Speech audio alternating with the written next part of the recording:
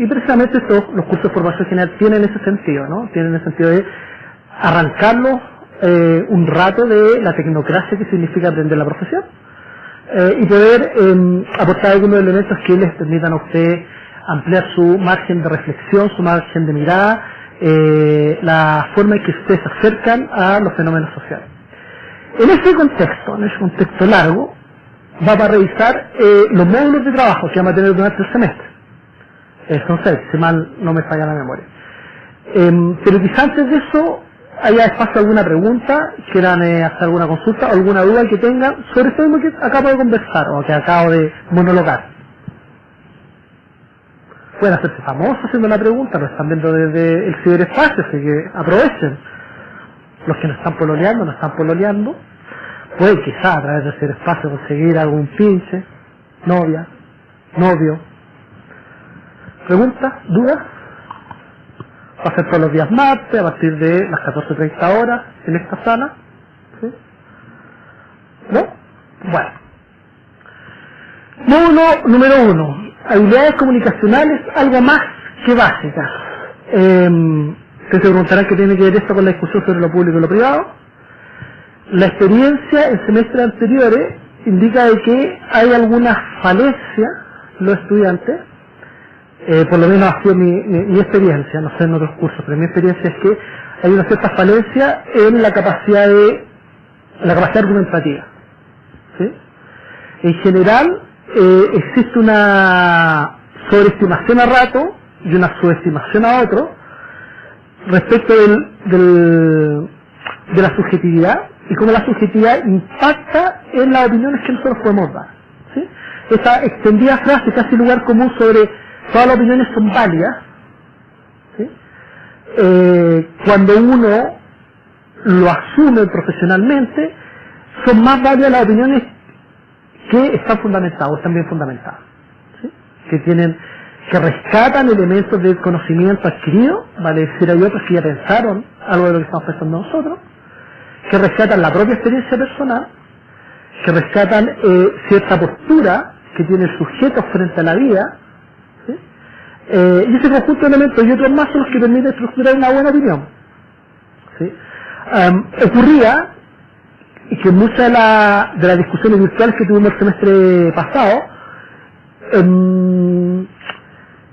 los alumnos tendían a quedarse en el ámbito de lo que uno podría denominar, que no es muy académico el término, pero el gusto, ¿no?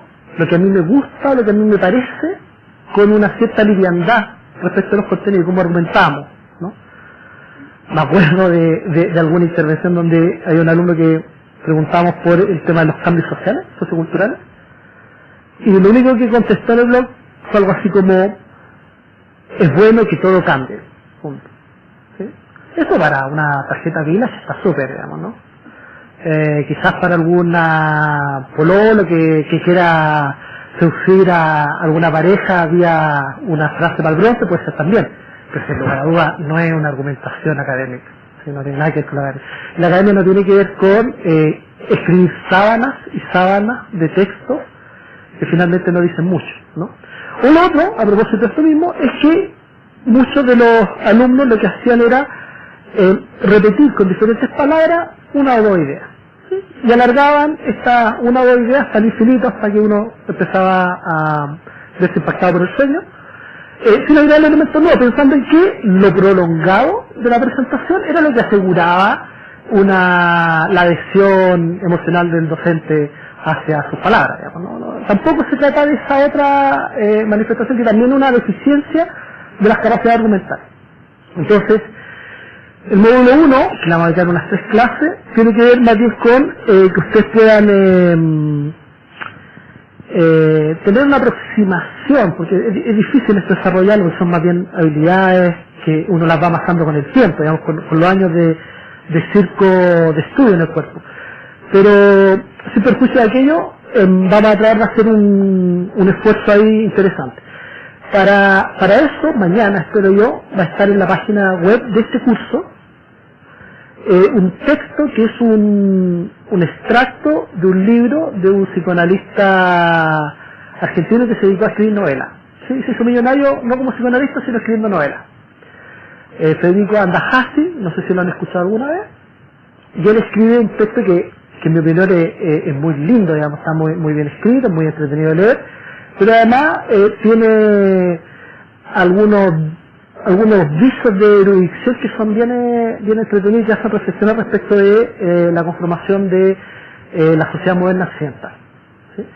El texto, para que no los pille tan en pelota en definitiva, relata la defensa que hace el protagonista de la novela frente a la Inquisición cuando es llevado al tribunal eclesiástico luego de haber descubierto el clítoris en la mujer.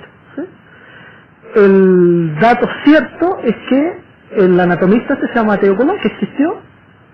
El dato cierto es que descubrió el clítoris, si uno pudiera decir descubrir, que hay alguna coincidencia histórica con Cristóbal Colón, que descubre América, más o menos en el mismo periodo, con la diferencia que mientras Cristóbal Colón muere un poco en el olvido, él muere en la hoguera. ¿Sí? Esa es la descontexto final de la novela, que lata. Ya, pero al caso práctico da igual. Entonces, el texto que va a estar, que está en PDF, en un formato PDF, está ahí. La idea es que ustedes lo puedan leer, a ver si la próxima semana le pegamos una suerte como de recorte, de tal manera de ver cómo el protagonista, a lo largo de toda su argumentación, o la defensa de su argumentación, nos va dando pistas de cómo podría uno armar un buen argumento. ¿Sí?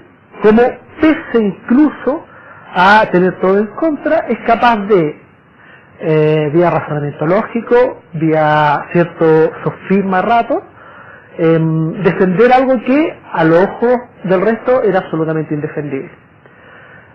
A él le va bien en la argumentación, pero le va mal en la sentencia, y ahí finalmente termina como termina.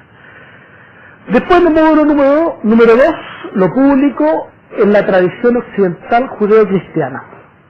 Suena medio pomposo, es cierto, suena medio largo, árido, a rato podría ser hasta fome, y no lo es.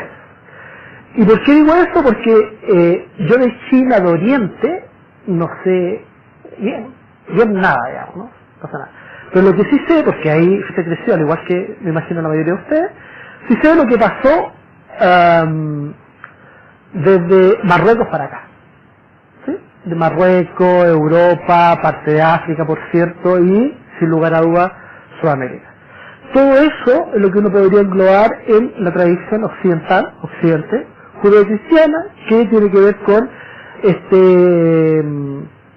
esta suerte de herencia ideológica que significó, en el caso de América Latina principalmente, la cristiandad bajo las banderas del catolicismo, en el caso de Estados Unidos la cristiandad bajo la bandera del protestantismo, y en Europa en general la mezcla entre estas dos grandes corrientes de pensamiento.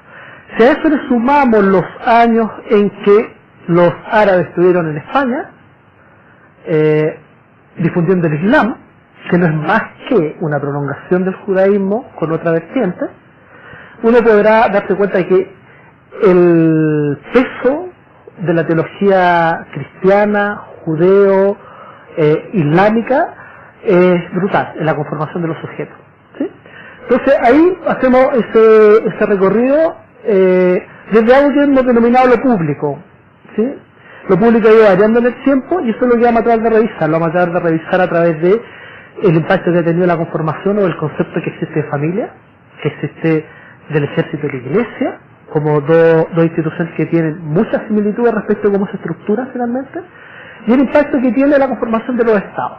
En algunos casos eran estados nacionales, ciudades-estado, el estado moderno, algunos están empezando a hablar del estado posmoderno. Ahí hay un recorrido que vamos a hacer principalmente con esas figuras centrales.